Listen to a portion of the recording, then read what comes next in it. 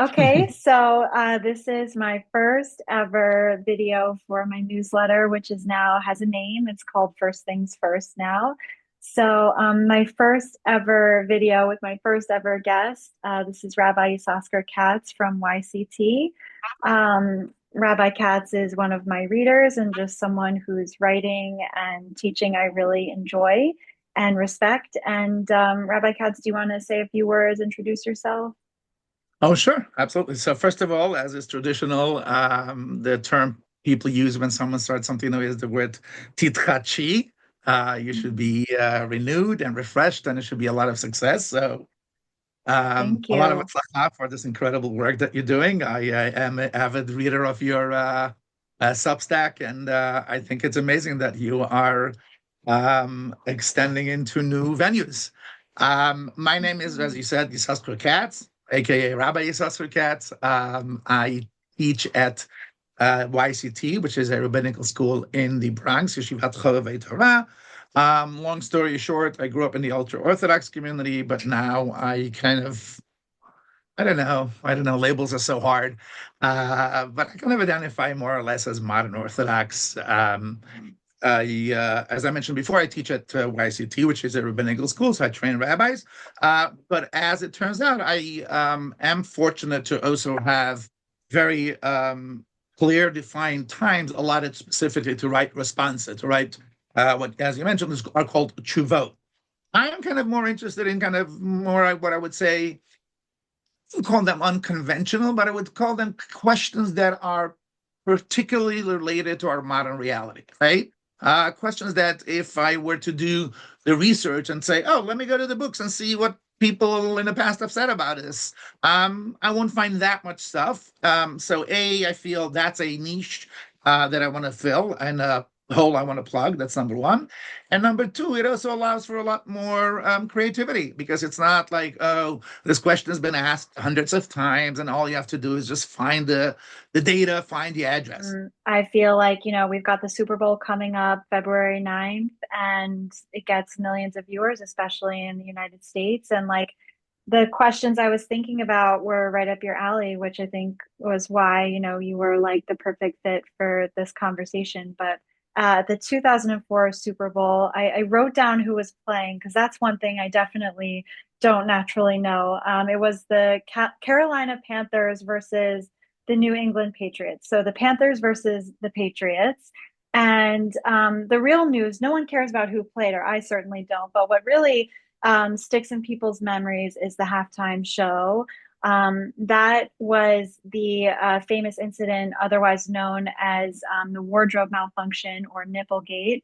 But basically, during the halftime show, Janet Jackson, who used to be a huge pop star, she opened and closed the show, and the show also featured Nelly, Kid Rock, and other performers. And then towards the end of the performance, Justin Timberlake, also super famous pop star from NSYNC, and then who went off to go begin a very successful solo career.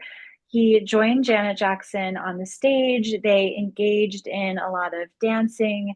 And at the very final seconds of the show, he actually removed part of her costume. He removed the right breast area of her costume. It caused a huge stir. There were 500,000 decency complaints from Americans afterwards. Wow. CBS was fined about a $500,000, and Janet Jackson's career was temporarily kind of totally derailed. It was demanded from her that she, release an apology, and then nothing really happened to Justin Timberlake. His career continued kind of skyrocketing. He's released a lot of music since 2004. And he's just overall been very successful. While Janet Jackson, it's been a lot spottier, and he didn't ever really apologize until much later. And fast forward into last year, why this is interesting now is Justin Timberlake is seemingly getting his comeuppance or something like that. He had a bunch of bad things happen to him last year, including his own kind of very embarrassing wardrobe malfunction during his own tour, which to a lot of people, I think, signaled this sort of like retribution or payback for what he'd done to Janet Jackson. And he got a DWI. He had a very poorly reviewed album that didn't, it was considered pretty mediocre. So that's where we find ourselves. What's the halacha of the wardrobe malfunction of the Right. 2004 Super Bowl? Right. Wow. Quite a story. What a juicy story to discuss. So many venues, so many entryways, not sure even where to start. But yeah, let's be honest, and then I'll answer a question, right? I mean, the honest truth, this is not technically a halakha question per se, right? This is a question of decency and respect and so on and so forth. There are kind of what we would call technically halacha or legal aspects to all of this, right? Two and a half halachic parts, perhaps, maybe. The first thing is like the question of public space, right? Public space is a very complicated premise, right? Because public space means it belongs to the entirety of the public. And the entirety of the public means you and me and everybody else have all the rights to do everything we want. But then the question happens, what happens when my needs clash with yours, right? So then at that point, who takes precedence, right? I need to stop on the street. But if I stop on the street, people potentially could trip, right? So when am I entitled and when does my need to stop take preference and people should be expected to go around me or stop or stop and pause, and when are they not? Or the classic example that we have now in New York City, and my guess would be that it's not different in other cities as well, right? The remnants of COVID, where a lot of food outlets, particularly restaurants, took up some of the public space as places where the customers can eat outdoors during COVID, right? It's a use of public space. It limits my ability to walk wherever I want, your ability to work wherever I want. But it also, if we weren't to deny that, it would limit the ability of the food outlet owner to make a decent living, to make make parnasa. And there isn't a good answer. I mean, this is like pages and pages of halacha that are discussed, right? So in some small sense, right, Justin Timberlake and Janet Jackson, it's the public space. They can do whatever they want. On the other hand, it was a visual assault for some people, right? And when it comes to a visual assault, in sense of making people uncomfortable, the question is then, what happens with that, right? I mean, does that change the dynamic? The problem is that halakha normally operates under the category of action, right? People cannot be punished or penalized for thoughts, right? For assumptions. Let's see, if people know that I'm thinking of really take revenge on someone and kill them. And I've made it very explicit that I want to do that. Not nice. It's not appropriate, but I can't be punished for that because I didn't do anything, right? So the question is, what happens when Justin Timberlake and Janet decide to expose themselves when they didn't do any damage to anybody? I mean, they shouldn't have done it. It's not inappropriate, but there's no penalty for not behaving in a tsinua manner. So that's kind of the interesting question here from a pure halachic perspective. But the other piece here is, and that gets a little bit to the gender question, is that in Judaism, there's a huge emphasis on modesty, a tremendous emphasis on modesty, right? And particularly in the Orthodox community. Modesty kind of drives everything and it informs everything, and there's always talk about modesty. So, I taught in a girls' high school for many, many years in Teaneck.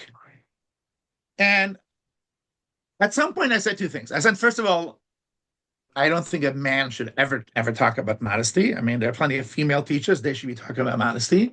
But then I said the problem with our conversation about modesty has two things. There are two problems with the conversation of modesty going on in the Orthodox community. Problem number one is that it's always the woman's responsibility, right? Oh, modesty is required to create a sacred community. whose responsibility is it to create a sacred community? The women. The women should dress this way, the women should dress that, and so on and so forth. It never occurs to people that, no, maybe put some of the burden of men. I mean, like, cut some of the kind of burden of the women on the women and teach men to be less, less easily eroticized and less easily, titillated. Control your urges. I always tell a story about a Hasidic Rabbi, of all people, right?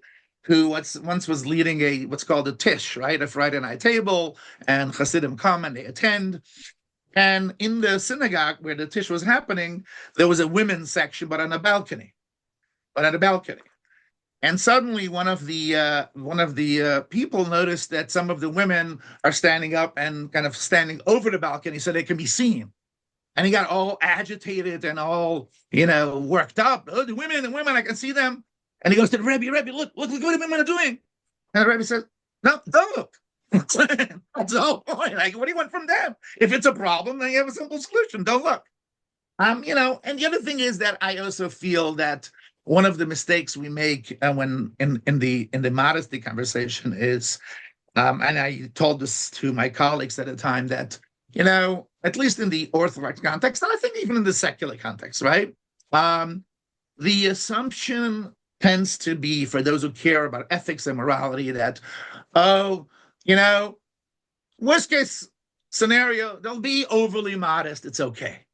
And I think that actually to be too modest is no less a transgression than being not modest enough, right? In other words, if you kind of cross a line and say, okay, you should do this so that you should be modest, and when someone looks in the books and realizes, that wasn't necessary, to me, that's no less of a crime than not being modest enough, right? In other words, the sense of a human innate right to feel attractive, to feel good about themselves, well, to me, is a sacred value. Right? It's a Wow. holy value for people to feel attractive, to feel good about themselves. And when you transgress that, it's no less of a problem than when you transgress the boundaries of modesty. So, was the malfunction and not the appropriate thing in society? They shouldn't have done it. Yeah, they shouldn't have done it. But let's calm down. Let's calm down. Okay, so there was a momentary, exposure, and they made a mistake. They shouldn't have done it. But I'd much rather complain on a real estate section of the New York Times when you open it up and they're selling real estate for the half-naked lady.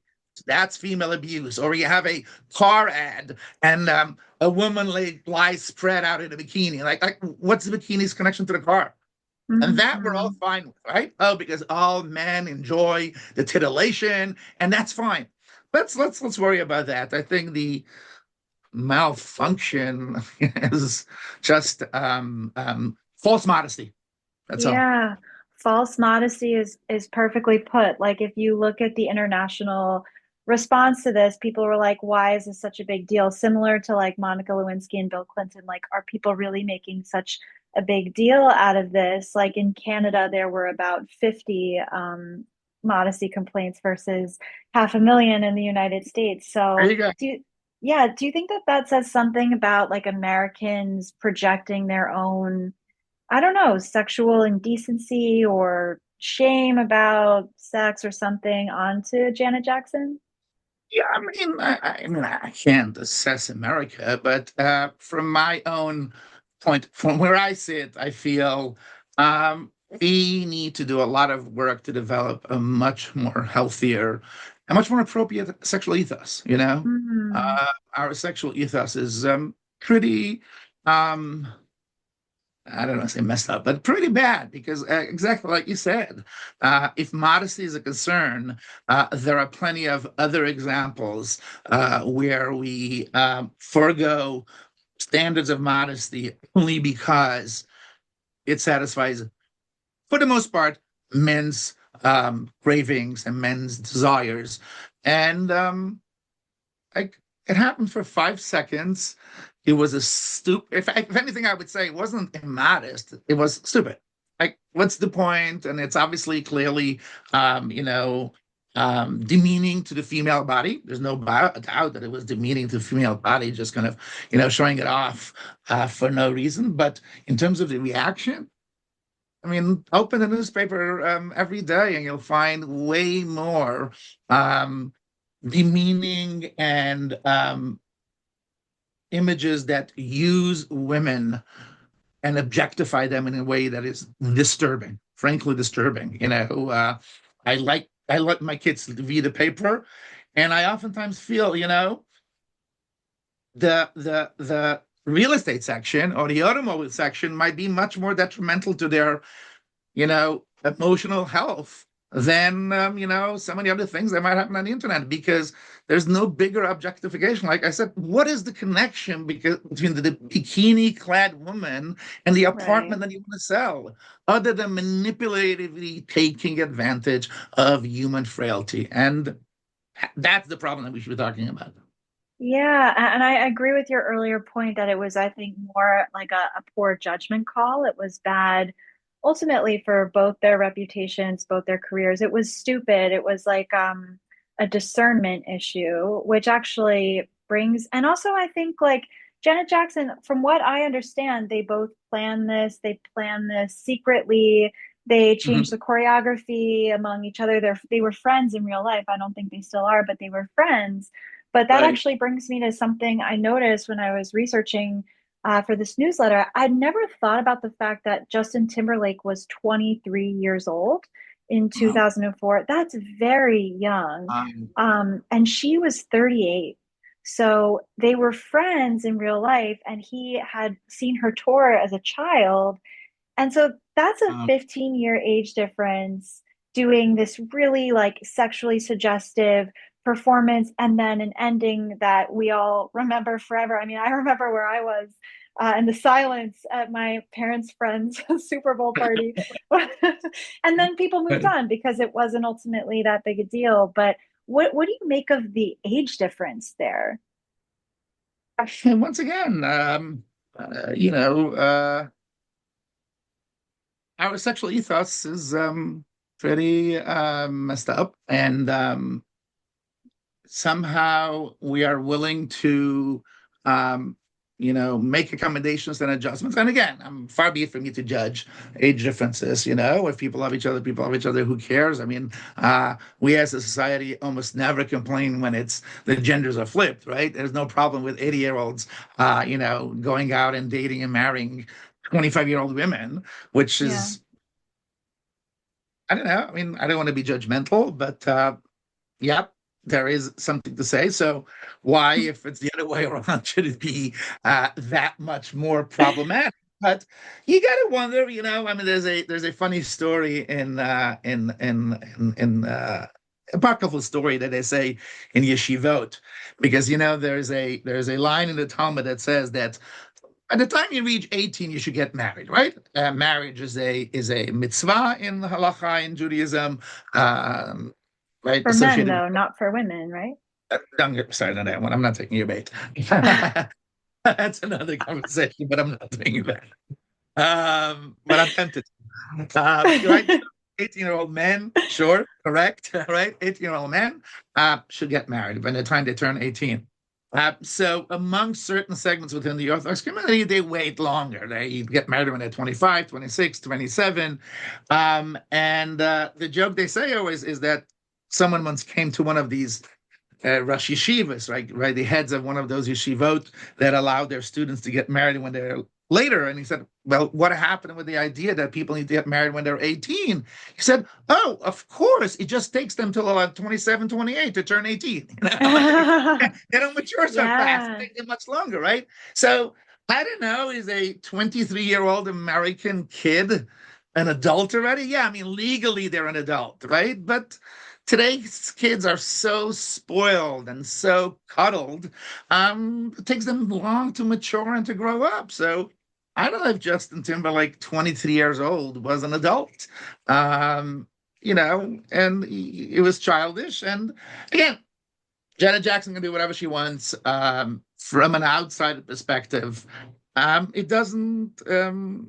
It reflects a lot of our problematic sexual mores. Um, and it's a shame it happened because, as you said, it hurt Janet way more than it hurt Justin. And I think anybody that um, would have been asked beforehand what would be the outcome would have predicted that Janet would suffer immensely and Justin would be kind of, lauded or even, who knows what. So in some ways, whoever planned it, um, I don't want to say took advantage. Again, Janet is an adult. She had, if she agreed with it, then fine, good for her. But it is so much driven by our lack of discernment. And like I said before, I don't want a puritanical society where sexuality is, hidden and not talked about. Sexuality is a healthy thing. But this wasn't sexuality. This was titillation. This was, yeah. From my understanding, it was a publicity stunt where Janet Jackson and Justin Timberlake were partners, but I think the story is still murky, and there have been several Sexual versions. partners, they were, No, like partners in planning the stunt. oh, And okay. um, but it's interesting because, like, when this happened, I was a 14-year-old girl and I was looking at Justin Timberlake as like this older guy, older than me, who'd ruined this woman's life. And Janet Jackson, her career has already in some ways been eclipsed by her brother, Michael Jackson. Like, Mhm. she's not as big a name as I think she should be to younger people. Like, her hits from the 90s are great and early 2000s. And Justin Timberlake, like, I know for a lot of women, we kind of grew up thinking that this guy was just a villain, who never got his punishment. And I was saying to someone recently, like, I've thrown a lot of parties in my life and a lot of house parties. I've always refused to play Justin Timberlake Wow. because I don't Good want for him you. to get my 15-cent streaming Good payment, and for I you. will not play his music no Good matter for how good you. it is. And he's a very good singer and performer. But, I'm watching everything going down this past year. Like, the wardrobe malfunction that he experienced in his career is like very embarrassing. It's very emasculating. And I think it kind of like vindicated a lot of people who don't see him as almost like a nice man or a real man, or, a manly person in the way that we want men to act. Hmm. And I've been wondering to myself, like, looking back, like, I rewatched the 2004 halftime show, and I didn't realize like how young and almost like childlike Justin Timberlake looks in the video. And I'm wondering if I've been maybe like too harsh. Like, maybe he was a 23-year-old kid, and clearly his growing up, like your story, it's been really delayed. But I'm wondering what you think about that, like forgiveness for these types of individuals, and tshuva, which for those who don't know means kind of like changing your ways, and repentance. Like, what do you think about that as far as JT? Right. Right. Right. I mean, that's a tough question, right? Because the flip side of looking at him as infantile, not as a 23-year-old adult, also absolves him, right? Also kind of says, oh, he can be blamed. He was immature and he was young. But the reality is that, yeah, he was a young, immature and foolish adult. He was an adult. Yeah. And these things way better than me. You're the pop culture expert. I'm just a dabbler. I'm not aware of doing tshuva, right? I'm aware of him ever expressing remorse, ever expressing repent. And we are not, we don't grant absolutions, right? Like in the Christian church. If you want to be forgiven, ask for forgiveness, show remorse, express regret for doing it, which is not anything that he has done. Which I guess kind of brings me to the stuff that you mentioned earlier, that how the table has turned, almost like a mirror image of what happened to Janet Jackson is now happening to him. And once again, it's a funny thing, right? It's a funny thing because on the one hand, um, you know, we don't want to play God, and we don't want to say, and we also don't want to think that the universe kind of, rotates in a vengeful kind of mode. And oh, anytime when someone makes a mistake or someone does a transgression, eventually they're going to be, I don't know, embarrassed or hit by a car or having. We don't want to believe in a world like that. And there's also this verse that I think always in Proverbs, which says, "Binfol oyivcha al tismach." When your enemy falls, don't rejoice. Right? There's something not nice about that sense of vengeance and vengefulness. Um, but as in your own encounters of Judaism, right? For every verse, there's a controversy that says the Of opposite. course. Right? You know, tell me which version you want, and I'll give it to you. Which is the beauty of Judaism, right? Judaism recognizes that there's a complexity and there's no black and white answers, right? So when I think of this voice of this verse that I just mentioned, "Binfol oyivcha al tismach," there's also a verse which is a little bit harsh, and I'm going to tone it down, but just to read the verse, it says, "Ba'avod rushaim rina," right? When the wicked get lost, there is some kind of celebration. Now, I'm not calling them wicked. There are more terrible people than Justin Timberlake. They call wicked. I wouldn't call him a rasha. But there is a notion of, it's nice to see sometimes that the world kind of equalizes, and there is Mhm. not this painful and problematic imbalance, because sometimes it will happen to you, and it is on top. In addition to everything else, it is a a means of introspection and thinking, hey, be careful. You might be at the receiving end of that. There's a verse in the Talmud, two more verses, because that's my expertise.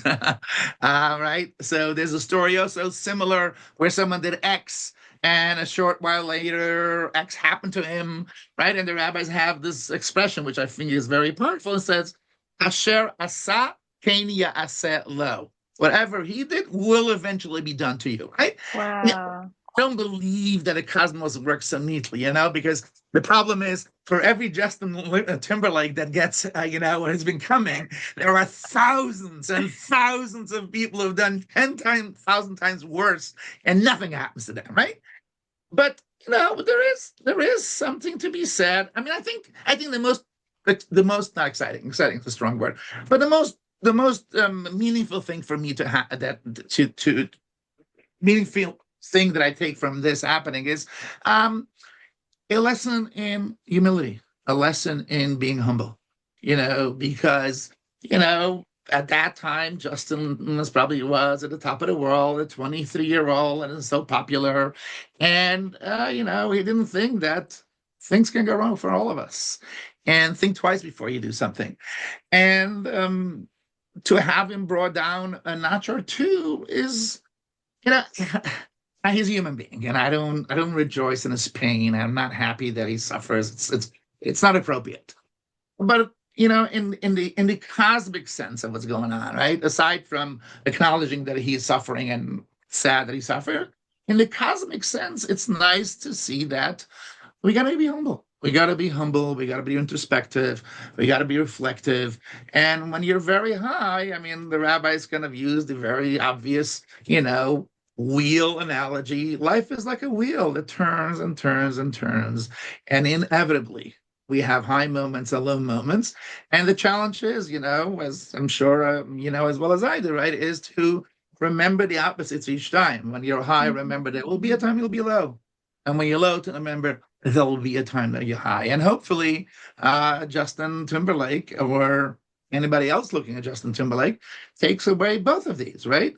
He's low because people will be low, but people hopefully will also come back, and he will come back a better human being and more humble human being. And that will be, the appropriate, what you mentioned, tshuva, right? Repentance, where he would change and not have that level of arrogance and, yeah. Yeah, and I mean the final step in Shuva, according to I want to make sure I get this right, but Maimonides says like it's it's the last step is if you're in the same situation again, you wouldn't act in the same way. Exactly. And someone in Justin Timberlake's position in society or culture, like he could have more opportunities to defend women, correct the record, and just so that viewers know, he did issue an apology in 2021 for not defending Janet Jackson enough and his Mm, behavior toward his ex-girlfriend Britney Spears, who's also had her own, fair share of real hardship and conflict. But I don't think, as a longtime watcher and waiter for Justin Timberlake's downfall or change or whatever I've been waiting for, right. I don't think it was enough. I don't think he's ever really done much in his actions to suggest that he's like a serious ally for women. One thing I will say is like I was Let me just thinking, interrupt you for 1 second, yeah, Nava, because what you said yeah. is very powerful. And there is actually a traditional term for this, which is called Chuvat HaMishkal, right? Mishkal is Mm, weight, which basically means that's not enough to repent. It is to repent on an equal level, right? The same ooh, degree, right? When you do something incredibly consequential and you say, "Oh, I'm so sorry," that's not tshuva, right? I mean, if you hurt someone, yeah. let's say they're in a hospital for 8 weeks, and you say, "I'm really sorry," that's not tshuva. Tshuva has to be really on par, really balancing out the damage that is done. So you're totally right that saying "I'm sorry" does not in any way, rectify the amount of damage that he's caused. Yeah, but anyway, That's really well put. No, that's great. The other thing I was gonna say is like, it's 2025.